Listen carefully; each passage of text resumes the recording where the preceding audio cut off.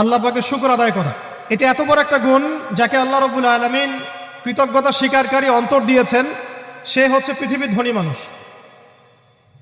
চলতে ফিরতে উঠতে বসতে সবসময় আমরা আল্লাহ পাকের নিয়ামতগুলো স্মরণ করব এবং সবসময় বলতে থাকবো আলহামদুলিল্লাহ, বলতে থাকবো আলহামদুলিল্লাহ। আল্লাহুম্মা লাকাল হামদ হামদান কাসীরান তাইয়িবান মুবারাকান ফীহি কামা ইয়ানবাগী লিজালালি ওয়াজহিক ওয়া আযীমি সুলতানিক। আল্লাহ পাকের শুকরিয়া যে যত বেশি আদায় করবে, আল্লাহ পাক বলেছেন লা ইন শাকারতুম লা আযীদান্নাকুম, তোমরা আমার শুকরিয়া আদায় করো আমি তোমাদের প্রতি আমার নিয়ামতকে বাড়াই দিব। ওয়া লা ইন কাফারতুম ইন্না আযাবি লাশাদীদ, তোমরা যদি আমার অকৃতজ্ঞ হও জেনে রাখো আমার আযাব বড়ই কঠিন। তো উস্তাদগণ লিখেছেন একজন তালেবে ইলমের অবশ্যই শুকর গুজার অন্তর থাকতে হবে। আমাদের উলামায়ে কেরাম করে কথাটা বারবার বলেন যে কলবুন শাকির, শুকর গুজার, কৃতজ্ঞতা স্বীকারকারী